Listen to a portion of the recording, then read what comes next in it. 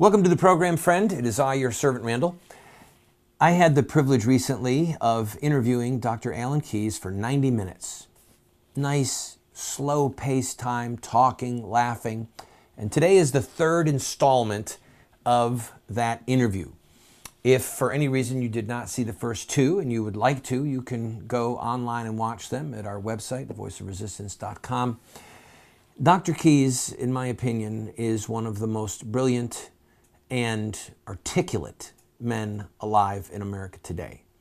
And you will see why I hold that opinion as you watch today's program. It's all unconstitutional as well as ungodly. Right. Godless. How come these people don't make this argument, Randall? Why don't they make this argument? Because they have the fear of man. The fear of man brings a snare. He asked me a question, and I'm going to answer. Oh, there you go. Thank you for asking, Dr. Keyes. I've been thinking about this.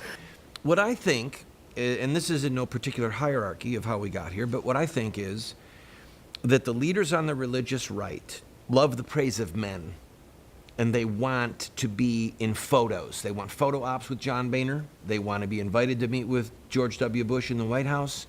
And there are unspoken and spoken rules to that agreement that you will not embarrass us with talking with shrill religious terms, that you will not be unyielding, that you just want a place at the table.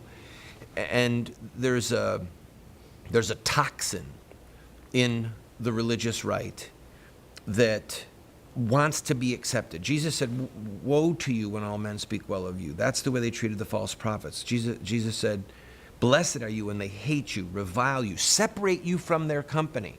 You don't get invited to the parties. You don't get invited to the photo ops because they've separated you from their company. He said, blessed are you when you've done that. Randall, why on earth don't you understand why I feel constantly blessed then? Right.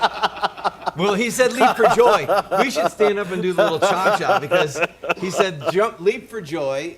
That's the way they treated the prophets who were before you. So I think that there's a money issue because to get the biggest fundraising gigs going, you have to have the names come to your event, so it becomes incestuous. If you want a picture with John Boehner, you present him an award, you have him come and speak at your gig, you get photographs with you and John Boehner, you send out the fundraising letter, you look legitimate. Oh, wow, that's a big shot. He was with John Boehner.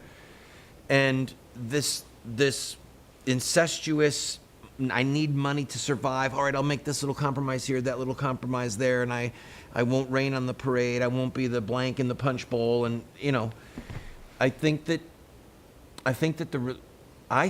and you tell me what you think, I think that the religious right has basically, with a few exceptions, sold out to the Republican Party.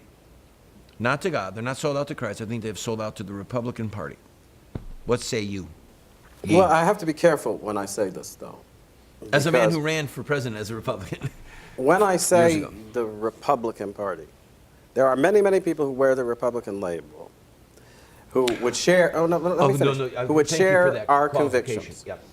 It's Carl I am not speaking of those people. Yes. But if you're speaking of the controlling forces in the Republican Party, and those who are now manifested as the leadership of the Republican Party, then I think there's just no doubt that people who claim to be, I always use the term moral conservative. I never understood where this concept of social issues and all of that comes from.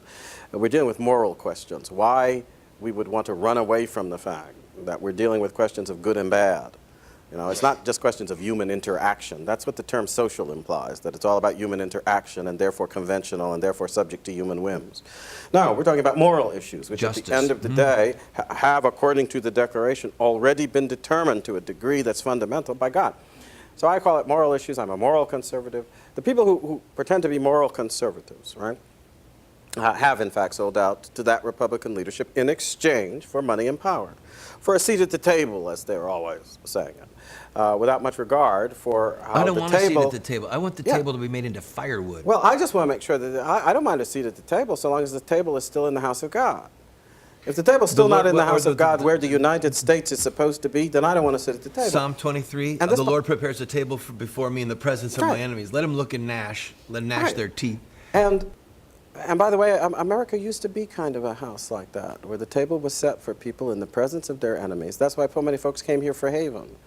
because you could get a seat at a table that was filled with plenty in the presence of the enemies of human nature and human good and human justice and human fairness, who had driven them out of their own country so that they would seek haven here. Yes. And Where would you that's what we rather were be a about. Muslim woman?